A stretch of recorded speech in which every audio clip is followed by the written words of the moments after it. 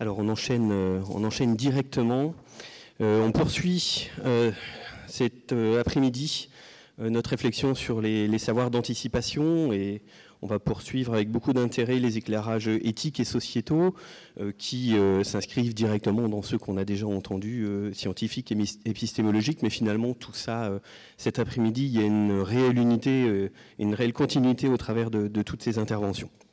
Alors, nous allons écouter dans cette table ronde Paul-Loup Veil-Dubuc, chercheur en philosophie morale et politique à l'espace de réflexion éthique, Université Paris-Sud, et membre de l'aventure Distals. Et puis ensuite, nous écouterons Laurent Vizier, professeur en sociologie à la faculté de médecine de l'Université de Montpellier, membre de la commission risques liés à l'environnement du Haut Conseil de santé publique. Alors le défi de ces deux intervenants, mais je dirais le défi des 6 intervenants de cet après-midi, est de taille, puisqu'il s'agit de nous aider à comprendre la nature des enjeux mobilisés pour la personne qui sollicite et ou reçoit des savoirs d'anticipation, des enjeux pour le système qui délivre ces savoirs, comprendre également évidemment l'adéquation entre les enjeux à l'échelle de l'individu, à l'échelle du système et à l'échelle de la société. Alors, on a entendu déjà cet après-midi, on a été invité par Léo Ketelec à la responsabilité épistémique et finalement à notre propre responsabilité. On a entendu parler de certitude, d'incertitude, de paradoxe, de prédiction, de prévention, de pronostic.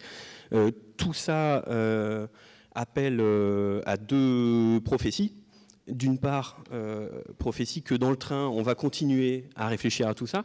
Et puis, deuxième prophétie, c'est qu'on va tout faire pour être à l'heure, et vous serez à l'heure dans votre train. Quand même, 2-3 petites questions, histoire d'embêter les 2 intervenants qui suivent. Et c'est des questions de psychologue. L'anticipation me pose plein de questions, et j'en profite.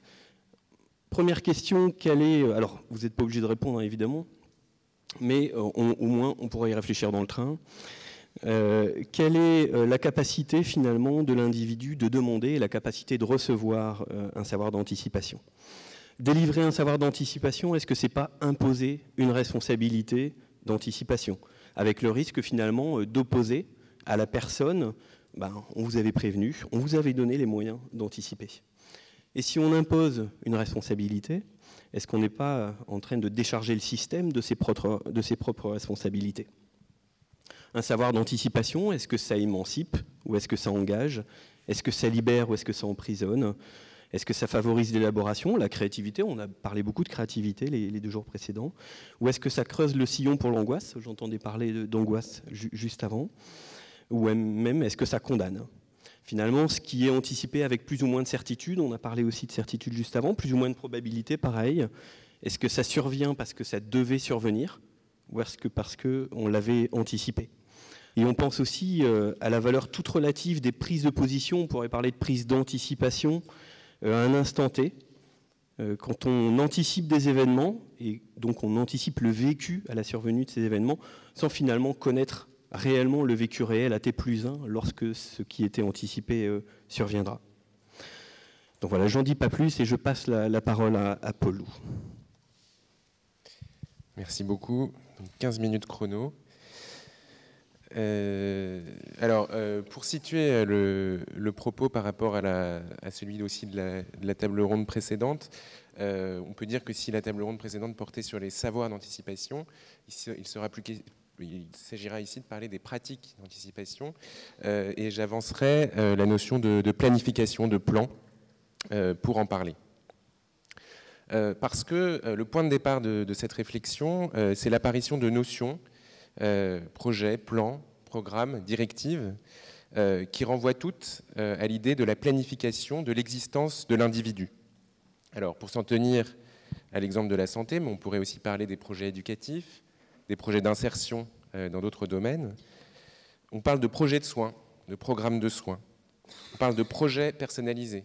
Il y a un rapport de l'Agence nationale d'évaluation des établissements et services sociaux et médico-sociaux qui est paru sur cette notion de projet personnalisé.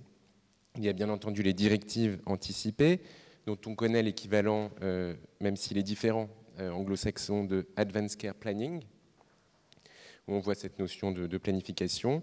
Et dans un contexte encore différent, très différent, celui des tests génétiques, un argument souvent invoqué pour justifier le recours à ces tests génétiques, c'est l'organisation de son existence dans le temps, donc toujours cette planification. Alors, il me semble que cette convergence sémantique mérite qu'on s'y attarde, et plus précisément, ce qui me paraît intéressant, c'est que à travers cette notion de planification, on évoque toujours quelque chose comme la condition de l'autonomie de l'individu. Autrement dit, on suppose que l'autonomie serait la capacité de planifier sa vie et de vivre selon ce plan. Et on pourrait même aller plus loin. Aujourd'hui, lorsqu'on parle d'autonomie, dans le domaine du soin, c'est particulièrement frappant, c'est toujours dans les situations où la personne dite autonome doit accepter ou refuser un plan qu'on lui propose. Autrement dit, les concepts d'autonomie et de plan ou de projet sont devenus des concepts liés et relativement indissociables. Alors, quel enjeu éthique cela soulève? Alors, j'ai eu l'idée de cette intervention grâce à une infirmière qui travaillait en EHPAD et qui faisait un mémoire à l'espace éthique sur le projet personnalisé, et qui disait qui témoignait du fait que les personnes se trouvent, selon elle, démunies, parfois peu inspirées, voire disqualifiées, quand on leur demande de construire un projet personnalisé. Alors, c'est intéressant. Pourquoi? Parce que cette demande de projet personnalisé pointe précisément l'absence de projet de la personne et oblige cette personne à se représenter sa vie sous la forme d'une construction qu'elle est incapable d'édifier. Et donc, le constat est sans appel. Le projet personnalisé, de support de l'autonomie qu'il prétend être, devient le stigmate de la perte d'autonomie, le stigmate de la vulnérabilité, d'outils au service de l'autonomie, d'appui, d'aide donnée à la personne. Il devient au contraire, il accuse la vulnérabilité de la personne, il peut la montrer très dépendante.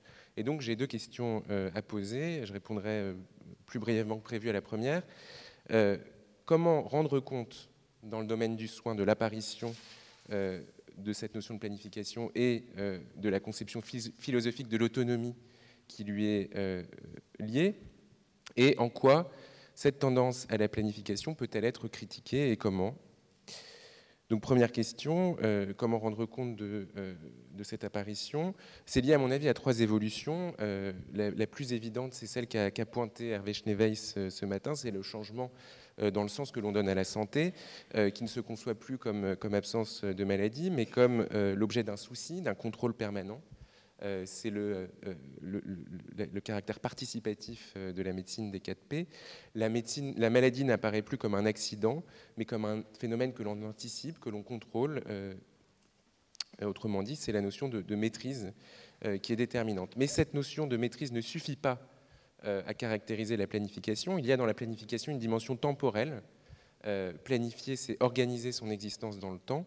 Et donc, il faut ajouter une deuxième évolution, c'est la chronicisation des maladies, l'apparition massive de maladies chroniques. Or, dire que les maladies sont chroniques, ce n'est pas seulement dire que les maladies durent plus longtemps dans l'existence d'un individu. Autrement dit, ce n'est pas simplement dire qu'elles prennent une place quantitativement plus importante. C'est aussi dire que la maladie affecte qualitativement l'existence, comme le disait Canguilhem, c'est-à-dire que la maladie constitue elle-même une nouvelle manière de vivre qui se caractérise par une incapacité à s'adapter à l'environnement en créant de nouvelles normes.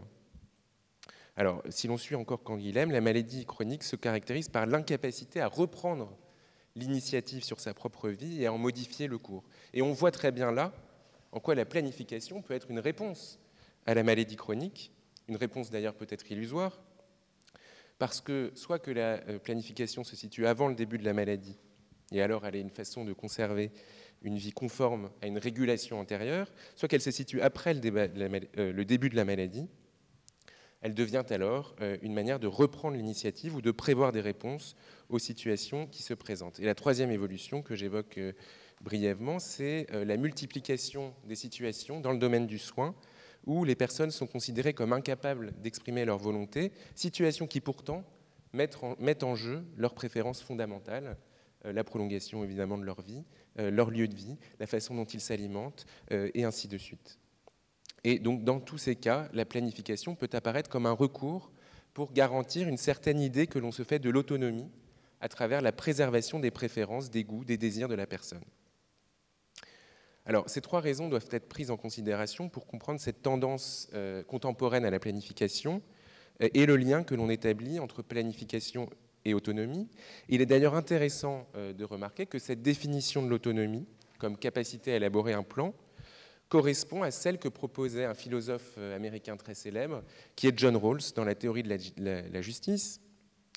Les individus peuvent et doivent être considérés comme des citoyens autonomes lorsqu'ils sont capables de hiérarchiser leurs préférences et de les organiser dans le temps, c'est-à-dire d'élaborer un plan de vie, life plan en anglais, préférable à d'autres plans de vie possibles. Préférable parce que précisément, ce plan rend possible un agencement optimal dans le temps des désirs entre eux. Alors j'en viens à mon second point critique. Quel problème cette tendance à la planification pose? Alors, d'abord, je pense qu'on fait un mauvais procès à cette notion de planification lorsqu'on l'oppose, lorsqu'on la suppose incompatible avec la spontanéité, la créativité, l'adaptabilité. Un plan, par définition, c'est modifiable, c'est adaptable. Rien n'empêche de le modifier selon les évolutions de son environnement ou selon les évolutions internes de sa personne. Mais simplement, ce que dit Rawls, par exemple, c'est que nous avons des désirs contradictoires, et dire que les hommes vivent selon un plan de vie, cela ne veut pas dire qu'à chaque seconde, ils calculent les conséquences de leurs actions.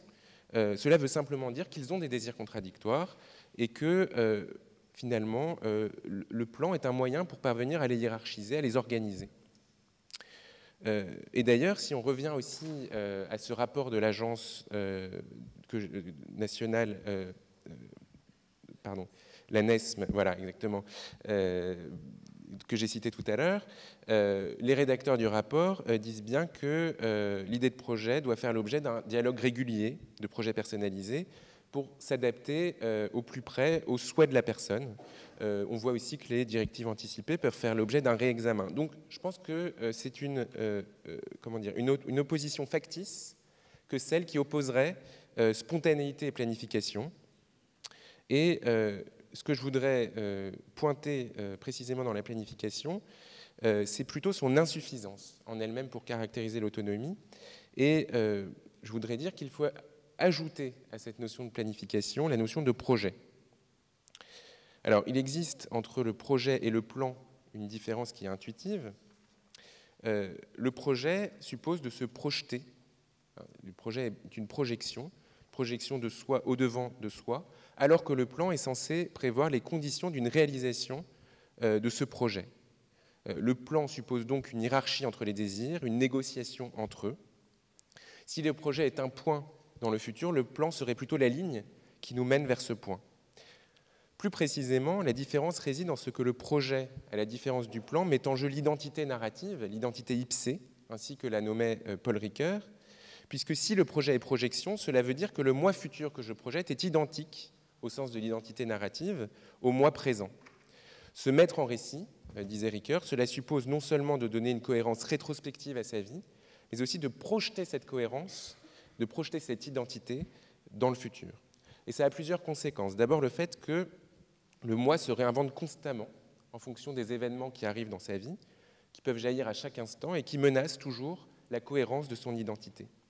Ça a aussi pour conséquence que le projet qu'a fait une personne dans le passé n'est plus son projet. Un projet ancien est un projet étranger.